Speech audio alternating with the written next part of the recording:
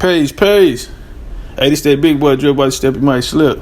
You can choose, lose, you can stay confused. Best that ever did it and got away with it. Big chief type cat. I tell you, if you have a problem figuring out whether you're for me or Trump, then you ain't black. They gon' let me now. Tell their friends they wanna fuck me now.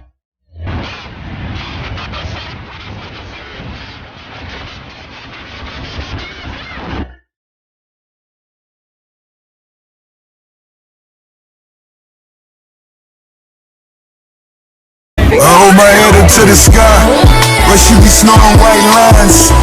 I just roll a blunt on mine, I hold my head up to the sky. We are seeing black voters overwhelmingly choose Joe Biden, just as black voters have chosen him in previous elections. 2020 election year. Polls opened up, people going out to register to vote. I want to tell you something before y'all go out there though. The Democratic Party for years have been manipulating black people. We have this notion that somehow if you're poor, you cannot do it. Poor kids are just as bright and just as talented as white kids. Have been using black people and not willing to give us anything. So this year we're going to hold on to our vote and we're going to get smarter from here on out, right? Because it's a reason why they're asking for our vote. If it really matters, then we should be getting something for it like everyone else does. Democrats are coming out. They're kneeling down with the Kaepernick knee. They're coming out with Kente Klaus. Okay? They're out here screaming Black Lives Matter. They're screaming all of these things except what we need them to be talking about. Have large black populations have decided that Joe Biden is the candidate of their choice. Joe Biden came out and said he not with defunding the police. Why? Because in 1994, he helped create a system where 100,000 cops were on the street. Joe Biden screamed that they needed a cop on every block to stop crime. With putting 100,000 cops on the street, that meant more prisons. That meant big bucks for the private prisons.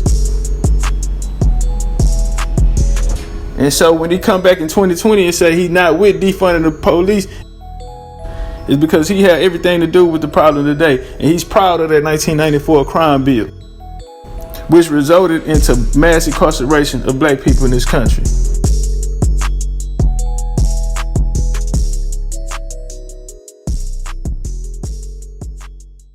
Unless we do something about that cadre of young people, tens of thousands of them, born out of wedlock, without parents, without supervision, without any structure, without any conscience developing, because they literally, I yield myself 3 more minutes, because they literally have not been socialized.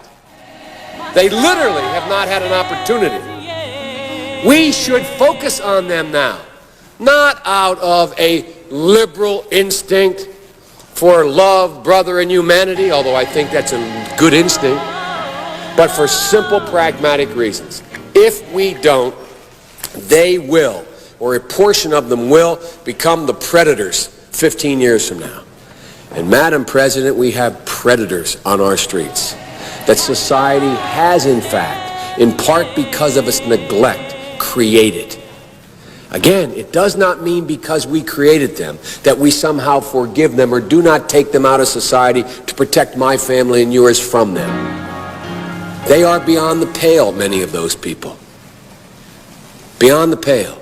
And it's a sad commentary on society. We have no choice but to take them out of society.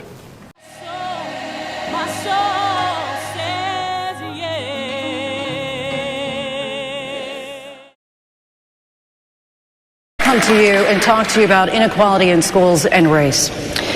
In a conversation about how to deal with segregation in schools back in 1975, you told a reporter, "I don't feel responsible for the sins of my father and grandfather.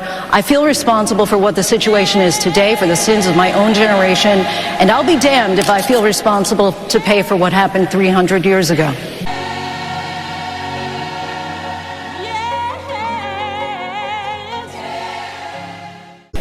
You said that some 40 years ago. But as you stand here tonight, what responsibility do you think that Americans need to take to repair the legacy of slavery in our country? Well, they have to deal with look, there is institutional segregation in this country. And from the time I got involved, I started dealing with that. Redlining, banks, making sure that we are in a position where, look, we talk about education. I propose that what we take is those very poor schools, the Title I schools, triple the amount of money we spend from $15 to $45 billion a year.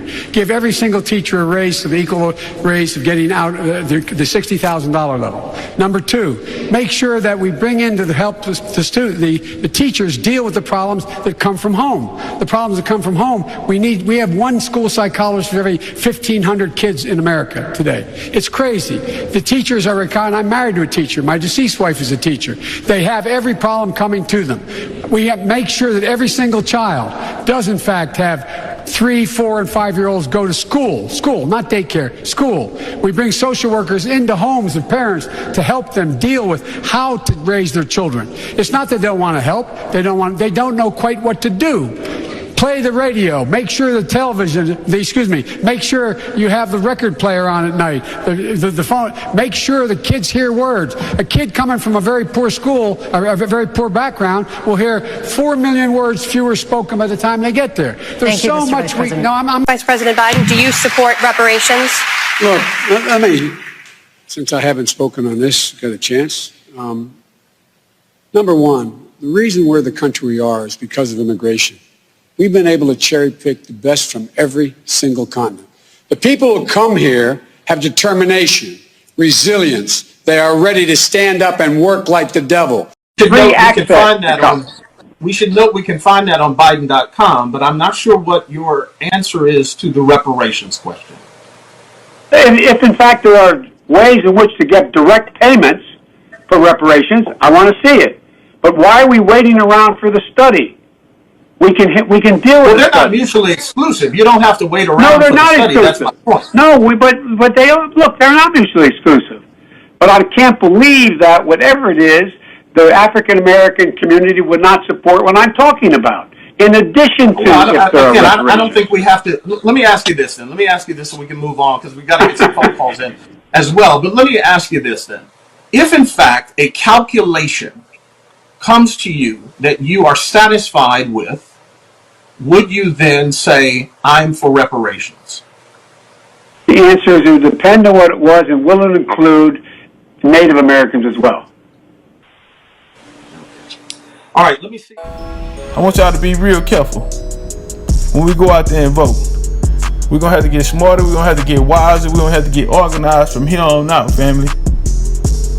It is up to us to change the future. And one way we start changing the future is uniting. And understand our power and understand that shit, I'm gone. But I tell you, if you have a problem figuring out whether you're for me or Trump, and you ain't black, and you ain't black, and you ain't black,